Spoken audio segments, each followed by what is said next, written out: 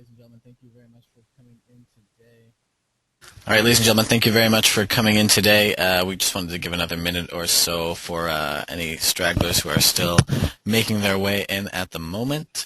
We'll be starting very, very shortly, so thank you very much for being patient with us and taking a bit of time out of your lunch break to hopefully improve your email writing and response rates, which is obviously important in today's world where everyone seems to want to communicate almost exclusively by email. My name is Daniel. I am the Education Coordinator with the Marketing Research and Intelligence Association. I'll be moderating this webinar for everyone. Our instructor today will be Patricia Davies. We're looking probably about a half-hour runtime, 35 minutes max, including short Q&A. So hopefully everyone will be able to walk away having learned something nice and effective today. We will be making a webinar recording available after the fact if you want to share it with your colleagues or if anyone misses this or has to bow out early. Additionally, if you have any technical issues at any time, please feel free to write a message regarding your technical issue in the chat box. For questions, please hold them until the end, or you can type them into the question box, and we'll get to them at the end of the presentation. And I think we will probably be starting up as it's about 12:05 now, and anyone who's coming in after this is late, and that'll be their own fault. All right, so off we go. All right, so ladies and gentlemen, your presenter today is Ms. Patricia Davies, and she has about 20 years' experience as an award-winning writer, and she's also provided a lot of writing, editing, consulting, and training services to a variety of companies, not-for-profit agencies, as well as government ministries. If anyone from Environics is in the room today, she has provided some work for your team, as well as a couple high-profile clients like the Bank of Montreal, the Ontario Ministry of Training, a variety of colleges and universities, and the Metroland Group, to name a few.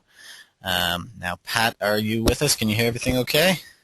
I can hear everything okay. Can you hear me all right? We can hear you just fine. So we've got a good bulk of the registered participants here today. So if you're ready, we can get going. So if you're good to go. I am good to go, and good morning, Daniel. And good morning, Pat, and good morning to everybody as well. I will now be quiet and let Pat take over, and off we go. Thank you, Daniel, and welcome to everyone on the line. I'd say good to see you, but you know what I mean in a virtual sense. Our topic today is email. And email, whether you love it, hate it, you're somewhere in between, it's here to stay. You may not know how endemic email is to the world at this point. We send about 247 billion messages a day around the world. That equals about 2.8 million messages every second. Now, what is email? It's technically short bursts of one-way communication. You communicate, you type in something, send it, somebody types back something, sends it back to you. It's one way. Email is many other things. We haven't quite decided as a worldwide global culture whether email is spoken writing or written speech.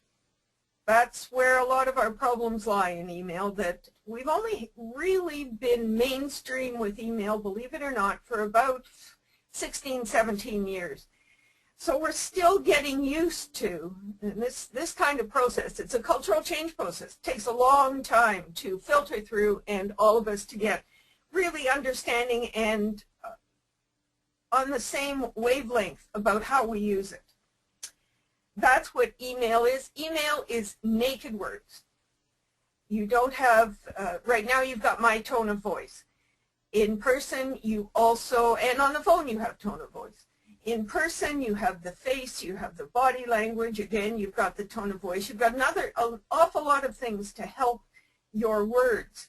Naked words in email don't have any of those. There's a tremendous weight on those words. Interestingly, weight on written words. We've gone away from the written word with the telephone. We're right back there.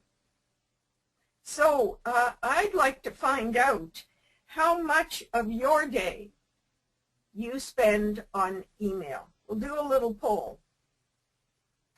So Daniel and I will coordinate with this on whether you spend less than an hour, 1 to 2 hours, more than 2 hours, or, and thank you, Daniel, for contributing this. Are you kidding? All I do is deal with email.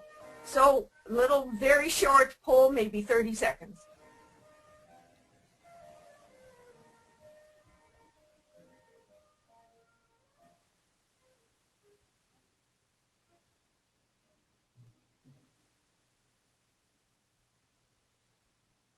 Have we got the answers in, Daniel? Just about for everyone. Just about. For a couple of people actually put their answers into the question box. There should be a poll box up in front of you, so if you can just try and fill your answers in there, that would be very much appreciated. And 88% has voted, so I think that's probably good enough. We're going to close the poll. And there we go. Okay, so we're going to share the results. And there we have it. Okay, so the majority around 1 to 2 hours, more than 2 hours. So it's about in keeping, actually, with the numbers that surveys have shown. North America, typically we spend about, and we can load this up, Daniel, if you like. We can go to some of the stats that have been compiled. So we, in North America, do spend about 25% of our day on email. So that's about what everybody, well, so 2 hours, depending on how long your day is. Typically, we receive, now this is an average, so that it takes in not only organizations and sectors that use email a lot, but those that don't use email very much. So we've got, you typically receive 102 a day, and you typically send 38 a day. Big part of our working lives. Let's move on to the next slide then. And what are our biggest complaints about email? Well, apart from I get too much of it, I get too much useless email, apart from too many people CC me on things I don't want to know about, the biggest complaint is, why don't people return my email?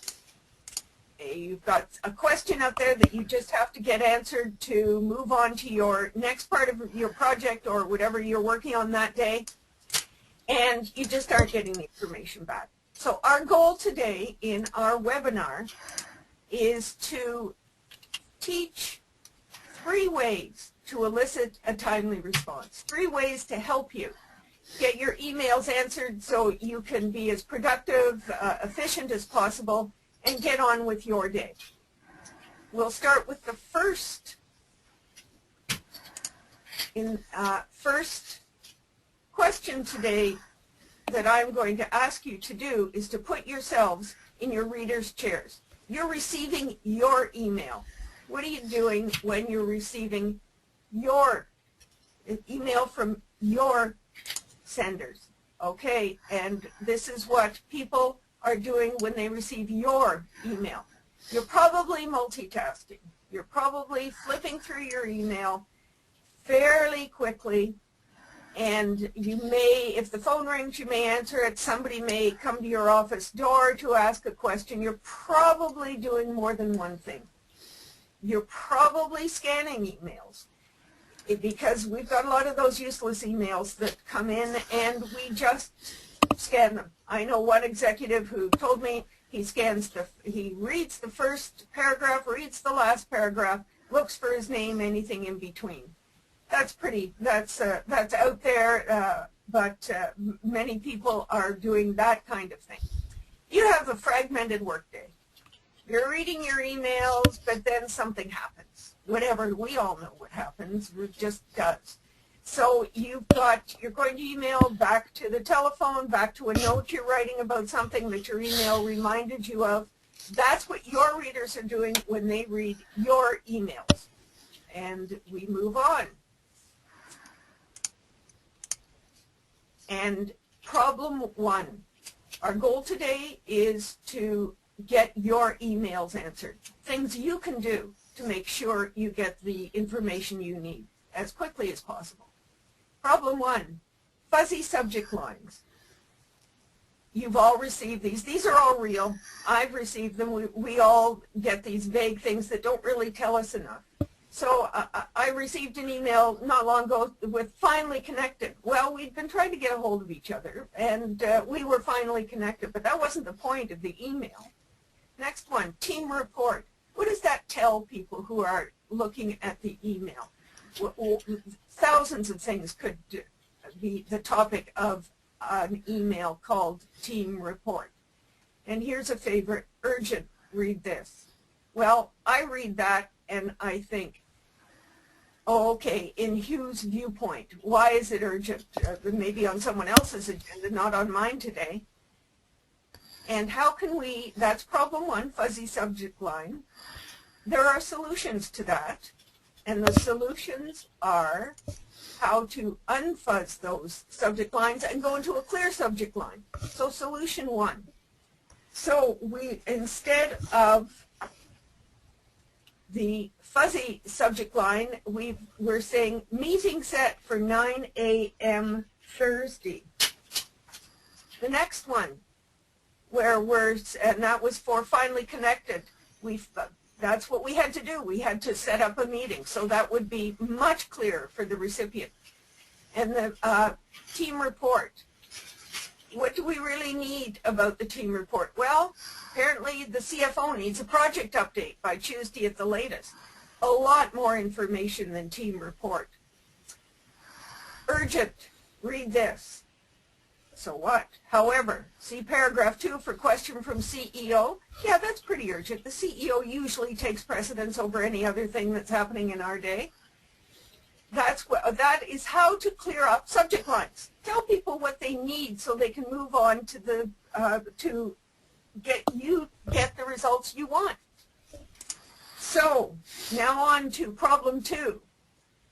Maybe you just haven't been clear enough about what you want from your email, and so people can't quite get back the information you need if the information you need is hidden.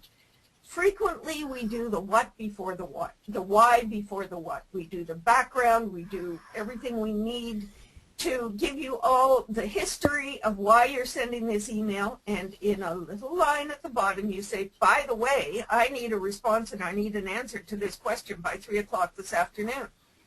If the email reader is still reading. And I know I learned in a very hard way because I made 2 mistakes in one email. It was about a year ago, and it really put the project in jeopardy for a short amount of time. And that was, I wrote my long piece, and then at the bottom said, if I don't hear back from you, I'll assume all is all right. Well, guess what? Person didn't get that far down the email. I didn't hear back from them, figured everything was all right. And then we had to do massive emails back and forth to get back on track. Problem 2, why before what? And now solution 2, put important information at the top. The what before the why. Maybe you want to say something along the lines of, I'm writing to ask. You put the what, your need, at the top. So perhaps it's not easy to do this, but perhaps on the top you could say, I need an answer on this by tomorrow, and here's why. Get them right at the beginning. They may not read any more than the first paragraph. Unfortunately, it's a rule of life. So on to problem 3, which is you really haven't been clear where you're proceeding after this email. Something like, we need to discuss this further. Well, okay, that's sort of a general statement. Who picks up the ball at that point? Do you want to arrange a meeting? Where are you going with this? So, problem 3, next steps left out. You solve that by making a clear plan for the next step. Are you available at 3 p.m. for 15 minutes to finalize the report?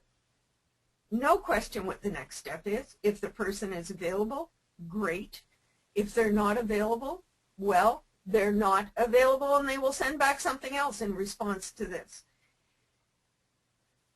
Today we have covered 3 ways to get your emails answered quickly. To summarize, make sure your subject line is clear and complete. You have told people why you are emailing very specifically. Keep it short if you can, but better to be complete than short if necessary. Let people know. Number 2, make sure the important information is near the top of your email. Should never, ever put it at the bottom because people may not read it unless they're awfully dedicated. Put your information at the top. You've got a question. You want to know what the next step is? Put it near the top. Summary point 3, how to get your emails answered quickly.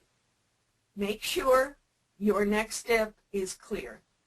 And that is what you want to do next, what result you need from your email. Others aren't going to know unless you tell them. Daniel. All right, perfect. Thank you very much, Pat.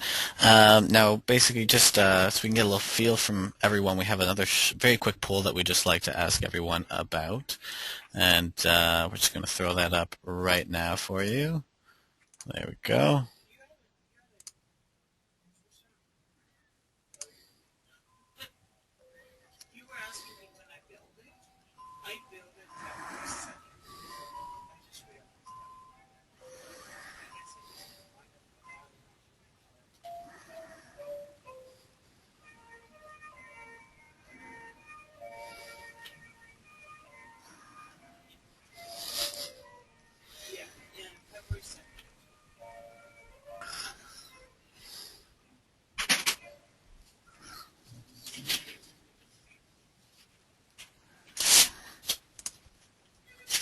Okay, so very quickly, 71% of you guys found it useful. I'm very happy to hear that.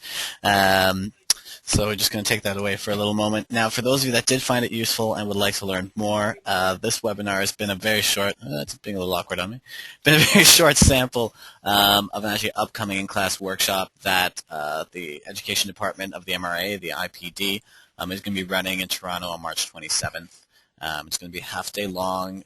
This, as I said, is just a very, very short taste of the kind of topics that will be covered in that. But I think clarifying our subject lines, clarifying our emails, and getting people to read the important parts was a nice, easy highlight that we can hopefully have shared with everyone, and everyone has taken something positive away from that. Now, everyone always has questions, and so we tried to be short and to the point so that we could leave a little bit of time for questions. So if you have any questions, please feel free to type them straight into the question box, and we will be taking them as they come in. And go right ahead. We have Pat's undivided attention, so if anyone has something they'd like to know, please let me know. And we had a question here, can one attend the March 27th workshop online? Unfortunately, my answer is no. The March 27th workshop is an in-class workshop. It's not an online workshop. But actually taking in-class workshops online is something that the Institute is working towards, but unfortunately will not have that feature available in March. If anyone, what is the best time and day to send an email? Pat, fantastic question. What is the best time and day to send an email? Are there any sweet spots that have a high response rate? Yeah, send it early in the morning. So that if I have an important email to send out, I send it out at 7:30. Behind when the stupid stuff comes in overnight, when you get whatever that we would consider junk mail, that'll usually come in around 3 or 4 a.m. But at 7:30 a.m., if you've got somebody who goes into work early, that's when they're going through their emails, and you'll get their attention more. Okay. Okay? There we go. Heidi Chen is asking if we can quickly switch back to the summary slide. Yeah, we can definitely do that. All right, hold on a second. I'm going to actually go back in the meantime for you. And there we go.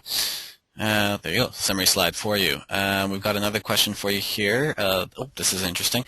Do you have any specific pointers on doing emails for heavy BlackBerry users? Pat? Oh, yes, the BlackBerry users, which means all of us. All you can do is keep it as short as possible. That's all you can do. I know people are reverting to various short forms of words, and there's a whole debate about that. But just keep it short, extremely right to the point, extremely. And then try to get them on regular email as soon as you can, if you have, or get them on the phone. Frankly, we're not using the phone enough. And when to use which method of communication is something we're covering in the workshop, right? Absolutely. Okay. Absolutely. Perfect. And we've got another interesting question here, two interesting questions, and I think that'll be it for today. One is, what's your opinion? Oh, sorry, there we go. What's your opinion on using reply repeatedly so that there becomes an extensive email chain? Is there a better way to carry on a protracted e-conversation? Absolutely. Put a new subject line in and go to where you are at that point. If you've got that many replies, you're probably off topic from the first email. Get the topic, the subject line back where it should be. If you've gone through that many replies, you probably should be on the phone, because somebody probably doesn't understand something and you're in that awful wheel of just going round and round. Pick up the phone. Okay. We got a flurry of questions in, but there's a really good one here. Okay, here we go. How best to manage email traffic or inbox on fire throughout the day? So I think so I think she's aiming at, is it best to look at your email throughout the entire day or in increments, or how best to just deal with it all? Right. Okay, so I specialize in how to write them. And so we're into productivity there, which is, many other people are very good specialists on that. I would say that I'm really bad organizer of my emails.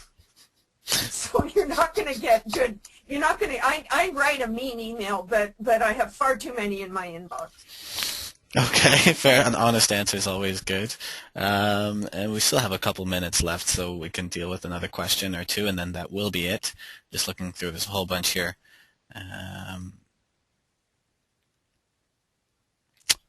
Okay, two very quick questions, and then that really will be it for today. Do you use colored font to express important or main information? No, okay. I don't. Okay. I know some people do. I just don't find it necessary. If you have to maybe underline something, maybe put it in capitals, except capitals can be very tricky in email. It looks like searching. It looks like shouting. Okay. And very last one, about composition. Do you start an email with some positive words such as a greeting or a thank you note? How does that work if you started by saying something like, I want this to be done by tomorrow, and this is why? Won't work. It's rude. Would you walk into somebody's office and say, I want you to do this by tomorrow? Emails are naked words. They can offend and break relationships much, much faster than on the phone or in person. I try to start off an email softly, I call it. Almost always something like, hi, how are you? I hope all is well, or how's your day going, or anything that reflects the person you are. And then go into a soft request, not I need this by tomorrow, but go into a bit of explanation, again, not long, why you need it by tomorrow, and then a soft closing. Thanks very much for your help in this. Something like that. Soft at the beginning, soft at the end. Okay, well, thank you very much for your time today, Pat. It's very much appreciated. Ladies and gentlemen, thank you very much for joining us. If you'd like some more useful tips in brevity on writing, we have another free webinar coming up on writing that gets results, and that is Pat, you can clarify, I think that's just writing in general, regardless of email or personal letter or memorandum or anything, right?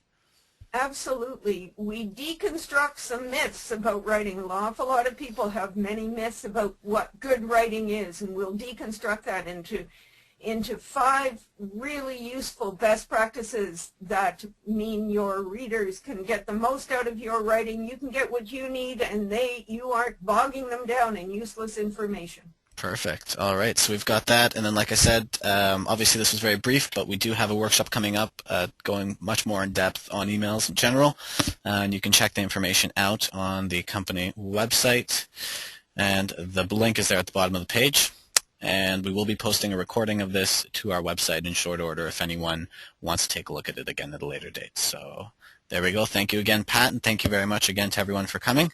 Have yourselves a great afternoon. Thank you, everyone.